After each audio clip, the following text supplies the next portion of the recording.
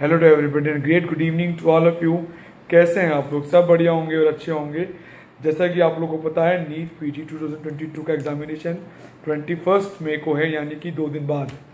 Last hours चल रहे हैं, लास्ट मिनट है ये।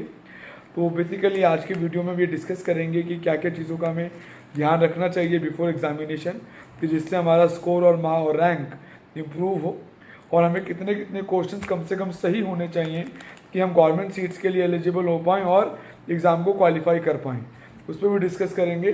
उसको शुरू करने से पहले डिस्क्रिप्शन में हमारा पेड काउंसलिंग गाइडेंस का एक लिंक अवेलेबल है, गूगल डॉक फॉर्म। वो आप चाहें तो फॉर्म फिल कर सकते हैं। एग्ज़ाम से पहले उसमें कुछ डिस्काउंटेड चल रहे हैं प्राइसेस में, अगर पेमेंट करते हैं तो। बिफोर रिजल्ट आल्सो भी कुछ डिस्काउंटेड प्राइसेस हैं।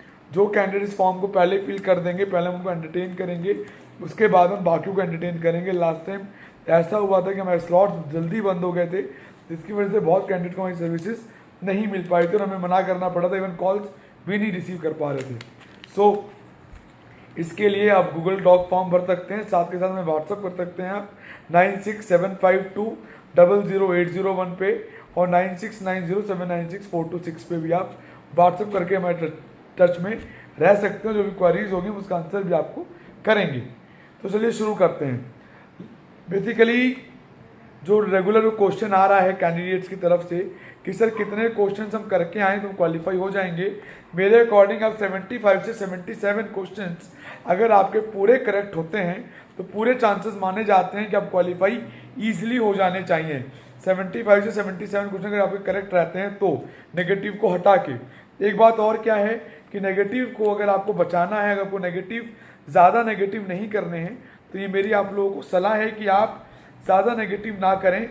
जो क्वेश्चंस आते हैं उन्हीं को अटेम्प्ट करें, जो डाउटफुल हैं उनको छोड़ें। बाद में जब पेपर का लास्ट चल रहा हो, जब आप कंप्लीट कर चुके हो, तब आप उनको देखिए, उनमें जिनकी प्रॉबिलिटी ज़्यादा लग रही है तब उनको टिक कीजिए। ऐसा क्यों है?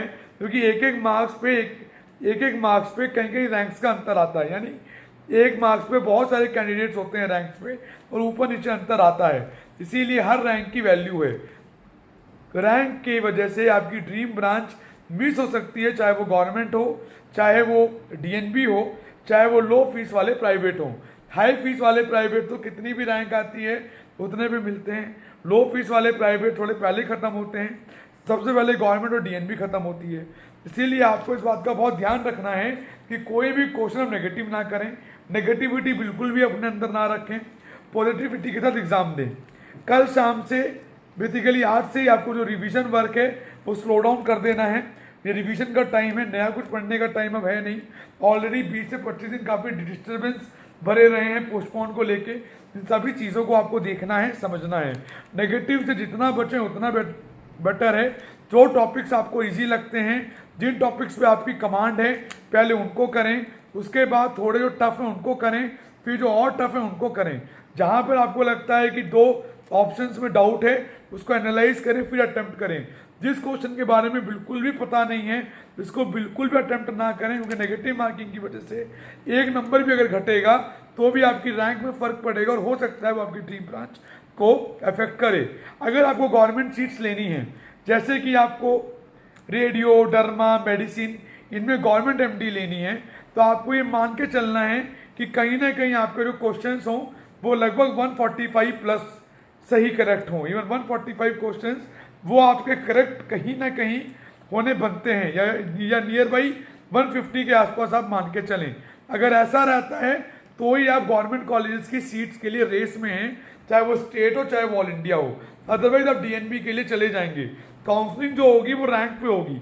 आपको मैं क्वेश्चन इसलिए बता रहा हूँ क्योंकि जब आप अटेम्प्ट करने बैठे तो इस बात का ध्यान रखें कितने सही ज़रूरी हैं, कितने सही होंगे तो क्या चीज़ें पॉसिबल हैं। ऑप्था एनेस्थीसिया अगर आपको लेनी है, अगर आपको यहाँ तक भी लेना है तो आपको यहाँ तक भी लगभग 120 क्वेश्चन से लेके 130 क्वेश्चन के बीच करेक्ट आंसर्स आपके होने चाहिए। 120 टू 130 क्वेश्चंस, तो जाके आपको एनेस्थीसिया का डीएनबी या ऑप्थेल्मोलॉजी या ईएनटी जैसे मिलते हुए नजर आएंगे। 480 मार्क्स की बात कर रहा हूँ मैं आपको, 480 प्लस मार्क्स में, यानी कि जो कि 120 क्वेश्चंस बनते हैं, तो 120 से लेके 130 क्वेश्चंस के बीच आपको उस रेंज में रहना पड़ेगा, तो ही जाके आप रेस में आते हैं। अगर आप इससे नीचे आते हैं तो लो फीस प्राइवेट्स मिलेंगे, या मॉपअप या स्टे वैकेंसी राउंड तक रुकना पड़ेगा, फाइनल राउंड तक जाना पड़ेगा। काउंसलिंग में उन्हीं को फायदा होगा तो जितना पेशेंस रखेंगे, तो जितनी जल्दी हड़बड़ाएंगे उतना नुकसान होगा। इस बार की काउंसलिंग आपने देखी होगी, लोगों ने एनालिसिस भी किया। कुछ रैंक्स के लिए राउंड 1 में सीट ले लेना बहुत सही और ज़रूरी होता है, कुछ रैंक्स को वेट करना चाहिए। तो कुछ लोग वेट नहीं करते, पैनिक हो जाते हैं, हड़बड़ाते नहीं, ज़बरदस्ती का एज्यूम्स करते हैं, उनको नुकसान भी होता हुआ नज़र कहीं ना कहीं पूरी काउंसलिंग में आता है। तो बेसिकली आपको जो फिलहाल जो काम है कि लगभग अगर आपको गवर्नमेंट सीट लेनी है या डीएनबी लेनी है तो आपको 120 से 130 क्वेश्चंस करेक्ट करके आने हैं विदाउट नेगेटिव मार्किंग, तो जाके आपको सीट्स मिलती हुई नजर आएंगी गवर्नमेंट और डीएनबी में। प्राइवेट के लिए तो फिर नीचे जितने भी नंबर घटते चले जाएंगे।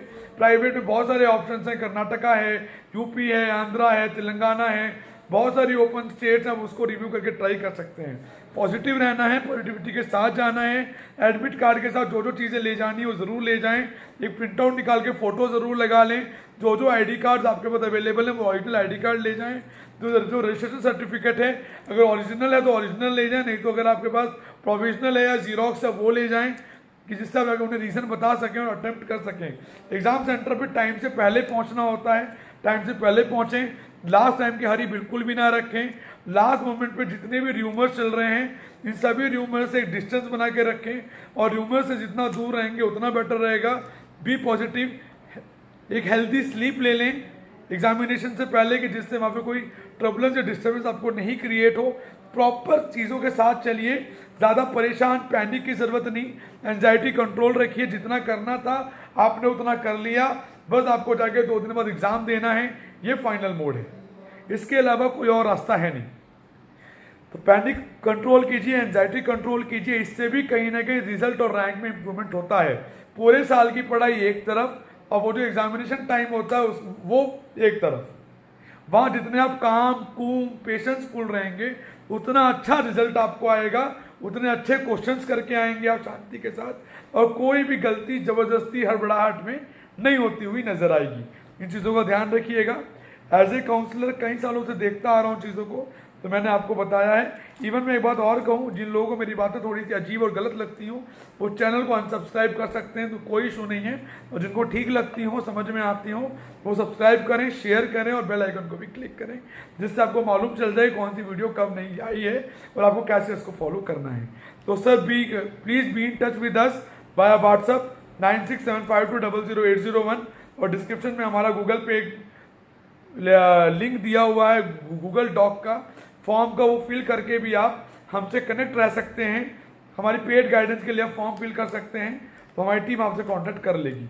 तो so bye bye, take care, have a great day, bye bye.